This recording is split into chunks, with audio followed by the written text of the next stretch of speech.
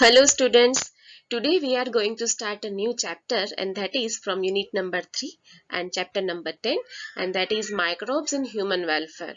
And today we are going to discuss about the topic microbes in the household products. Before we start the chapter, let me go through one analysis and that is from last 10 year questions.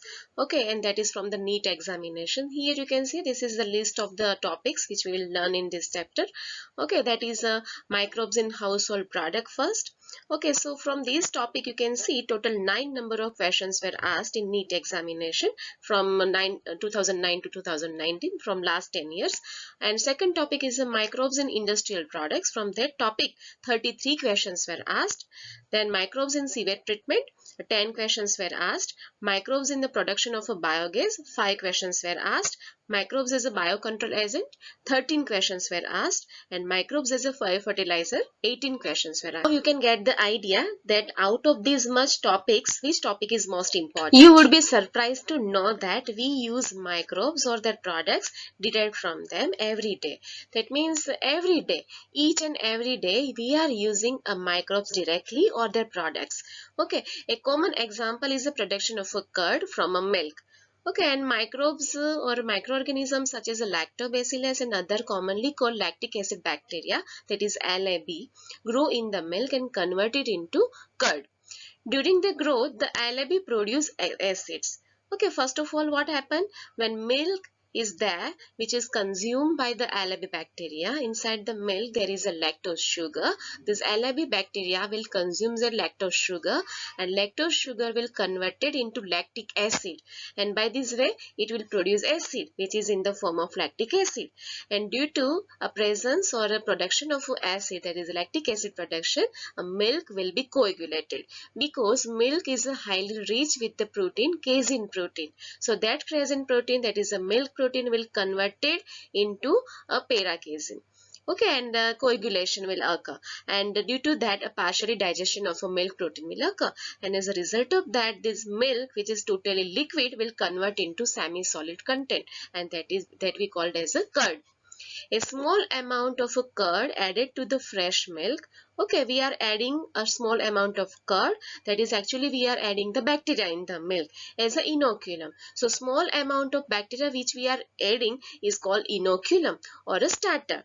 Okay, and it will contain millions of LAB or lactic acid bacteria, which is a suitable temperature, which at the suitable temperature multiply, okay, and thus converting milk into the curd, which also improves its nutritional quality and by increasing the vitamin B12. So it is very important. It will also increase the vitamin B12. In our stomach too, the LAB play very important role, okay, very beneficial role in the checking a disease causing microorganism. Means they are very importantly compete with the disease causing microorganism. So by this way they will protect ourselves from the disease causing microorganisms. Now let me go through some science behind the curd formation. When acid or H plus ions are added to the milk, as you know, lactic acid bacteria will consume lactose sugar from the milk, and as a result of that, that lactose sugar will convert into lactic acid. So during the curd formation, first of all lactic acid will be formed, and it will add H plus ion, okay, proton ions in the milk will be added to the milk. They react with the negatively charged molecule. As you know, inside the milk already fat granules are there, okay, also protein granules are also there, both are negatively charged. Okay, fat is also negatively charged and proteins are also negatively charged. So before that milk was means at the time when fat is negatively charged and protein are also negatively charged, at that time milk will be in the form of liquid. Okay, but when by this way, when lactic acid bacteria consume the milk lactose and lactic acid is formed, at that time proton ions will be added inside the milk. Okay, as a result of that, what happen, H plus will now attract the negativity of the protein also and positive negativity of fat also. As a result of that, that all will be coagulate. Okay, and that will be result in the curd formation. Now let me go through some products which we are using in daily life. So first is a curd, which is prepared by inoculating cream and skim milk with the Lactobacillus acidophilus bacteria at temperature of about less than 40 degrees Celsius. So this is the first product which is produced by the bacillus or bacteria, that is Lactobacillus acidophilus. Second product, and that is very important product which we are using in pizzas and all that. So cheese is the partially degraded concentrate of a milk fat. Okay, and casein, manufactured by microorganism. Without microorganism, we cannot produce the cheese. So this is the, we can say, a Swiss cheese, a type of a cheese. Okay, that is a Swiss cheese is characterized. Okay, here you can see this is a Swiss cheese. It is characterized by the characteristic flavor and large holes. It is the identity of the cheese, Swiss cheese. Okay, if large holes are present on the cheese, it is considered as a Swiss cheese. This is the identity. Okay, so it is characterized by the characteristic flavor and the large holes. The large holes are formed due to the amount of CO2, that is the carbon dioxide, and that will be released by the thermophilic bacteria, and that is Propionibacterium shermani. So for the production of a Swiss cheese, Propionibacterium shermani bacteria play a very important role. Next product is a Roquefort cheese. So it is characterized by greenish blue mottling. Here you can see. Okay, it is a greenish blue mottling. It is ripened by Penicillium roqueforti. So this is the Penicillium, that is a fungal growth. Okay, and this is the Penicillium roqueforti, that is one type of a fungi. Okay, and without this fungi, this Roquefort cheese is not possible because it is characterized by the greenish blue mottling, and this greenish blue mottling is only possible due to the growth of a Penicillium roqueforti. It is probably the best known cheese made from the sheep's milk. So this is the cheese which is prepared from the sheep's milk along with the fungi, that is a Penicillium roqueforti. Another example is a camembert cheese. Okay, this is employs Penicillium camemberti. This is one fungi. This is also responsible behind that is a fungus, that is a Penicillium camemberti. And for the ripening process of a cheese, this is very important fungus. Okay, so camembert cheese is identity is a fungus, that is a Penicillium camemberti.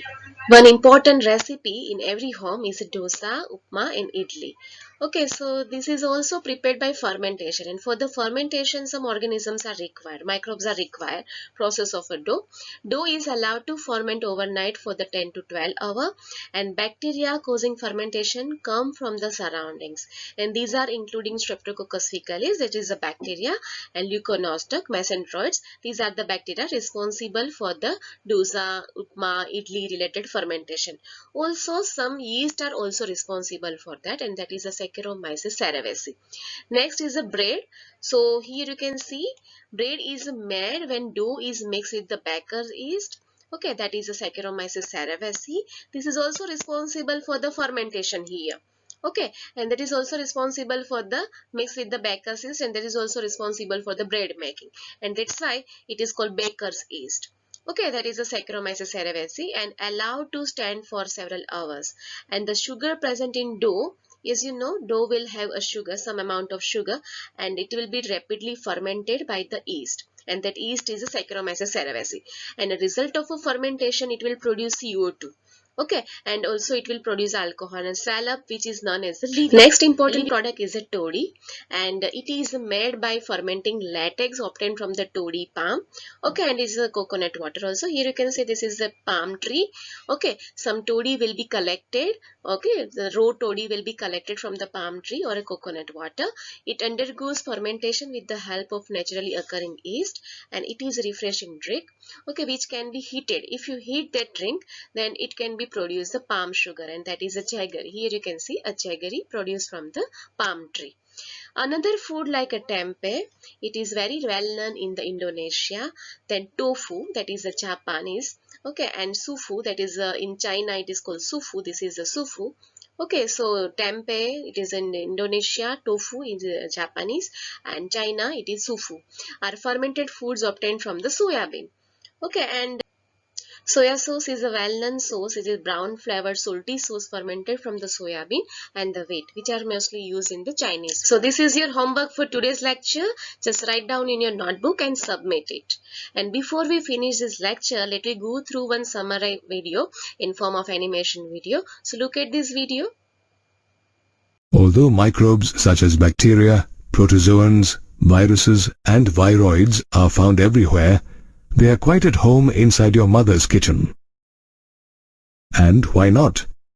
Since microbes help us prepare various useful household products such as curd, bread, idli dosa, dhokla, to name just a few. For example, have you ever wondered how milk, when left overnight with a little curd in a warm place, turns into curd by morning? The little curd added to the milk initially acts as an inoculum or starter that has useful bacteria called lactobacillus, also known as lactic acid bacteria or LAB. LAB, which is present in millions inside the inoculum, multiplies at a suitable temperature and converts milk sugar lactose into lactic acid. The lactic acid in turn makes the milk thicker and partly digests the milk proteins, resulting in the formation of curd. LAB improves the nutritional quality as the curd now has increased quantities of vitamin B12. After the curd is prepared, it is stored in a cool place so that the LAB doesn't make it excessively sour by producing lactic acid. Another benefit of LAB is to check the presence of harmful bacteria inside our stomach.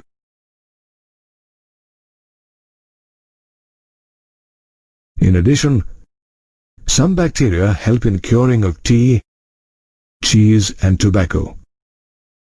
Curing is the process that determines the flavor of tea, cheese and tobacco based on the degree of fermentation and putrefaction they have undergone by bacteria.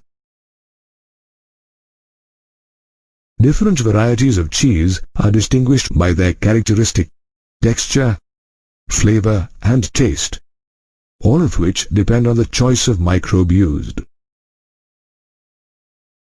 For example, Swiss cheese has large holes because bacteria Propionibacterium sharmani produce a large amount of carbon dioxide. Roquefort cheese, on the other hand, acquires its characteristic flavor due to a specific fungus called Penicillium roqueforti that is used to ripen it.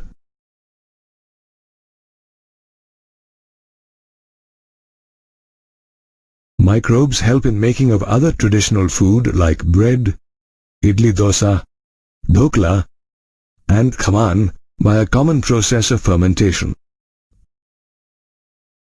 To make bread, baker's yeast or Saccharomyces cerevisiae is added to uncooked dough. The dough rises due to exhalation of carbon dioxide by the yeast.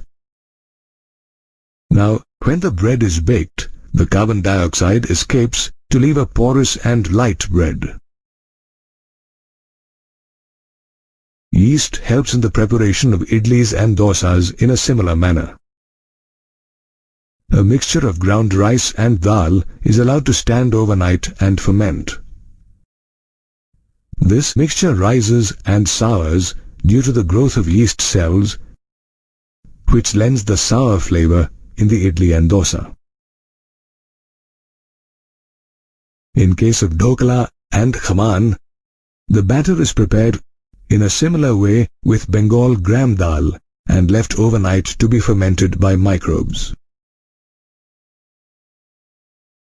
Yeast also helps in wine and beer preparation by fermenting the sugars present in fruit juices or barley to produce alcohol and carbon dioxide. This is the same principle that is used in the production of toddy, a traditional drink in southern India, made by fermenting the sap of the palm tree.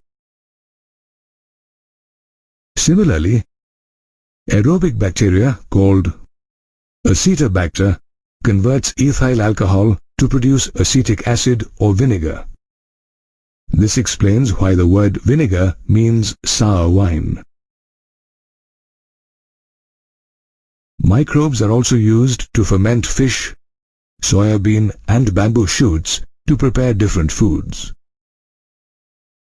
Therefore, several of our traditional food and drinks are derived from various microbes every day. In next lecture, we will learn microbes in industrial products. So till that, goodbye.